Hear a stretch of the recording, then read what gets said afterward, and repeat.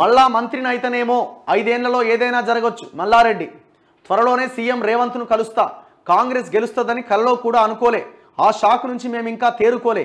మీడియాతో మంత్రి chit chat అట, మాజీ మంత్రి చిట్ చాట్.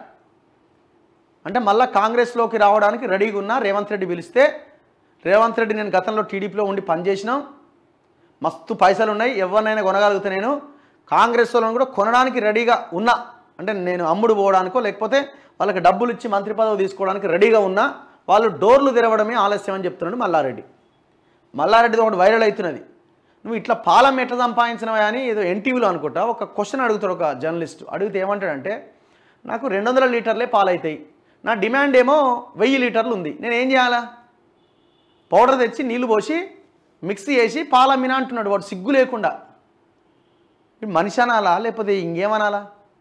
పాల ప్యాకెట్ అంటే, పాల పౌడర్ అంటే ఏమనుకుంటారా? నేను పాల పౌడర్ అంటే పాలు కాదనుకుంటారా? పాలనే పాల పౌడర్గా తయారు చేసి ఆస్ట్రేలియా నుంచి తెప్పించేది నేనట, దాని నీళ్ళు కలిపి పోసినా అని చెప్తున్నాడు సిగ్గు లేకుండా. వీడు పాలనే ఇట్లా అమ్మిండంటే ఇక భూములు తిన్నది అంతా కథా వ్యవహారం మన ముందు ఉండనే ఉండే. ఏమనాలిగా? అంటే జనాల ఆరోగ్యం మీద కూడా విషపు పాలు పోసి సంపాదించిన అన్నట్టు లెక్క. బయట తిరుగుతూ ఉన్నది సోషల్ మీడియాలో.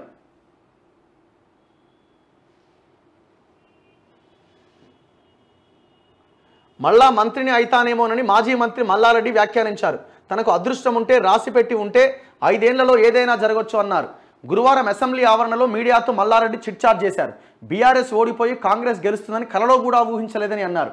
నేను ఒకవేళ గనక ఇప్పుడున్న ప్రభుత్వం నీ మీద దృష్టి పెట్టి లోపల వేయాలనుకుంటే నువ్వు ఊహించని జైలుకు పోవడం కూడా అవుతుంది. కానీ చాలా కష్టం అవి, ఎందుకంటే ఈ దుర్మార్గులు బాగా పైసలు ఉన్నోళ్ళు.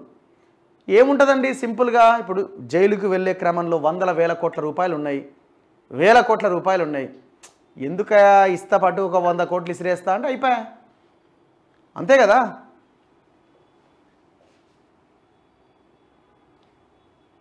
ఇప్పుడు మీరు చూడండి, మల్లారెడ్డికి మల్కాజ్గిరి ఎంపీ టికెట్ టీడీపీ హయాంలో ఎట్లా వచ్చింది? అందరినీ కొనిపడేసిండు. అంటే ఆనాడు టీడీపీలో ఇప్పుడు మల్కాజ్గిరి అంటే హాట్ సీట్, అది బేసిక్గా టీడీపీ గెలవడానికి అవకాశం ఉన్న సీట్. అది ఎప్పుడది 2014 అనుకుంటా కదా, 2014 అనుకుంటా, గెలవడానికి అవకాశం ఉన్న స్థానం అది. సో ఆ టైంలో అక్కడ ఉన్న టీడీపీ సీనియర్లందరినీ కాదని మల్లారెడ్డికి ఎందుకు ఇచ్చారు? మల్లారెడ్డి అందరికీ కోట్ల రూపాయలు ఇసిరేసిండు ఇట్లా. ఆనాడు టికెట్ ఆశించిన వాళ్ళకి పేర్లొద్దు కానీ, సో అట్లా టికెట్ తెచ్చుకోగలిగిండు.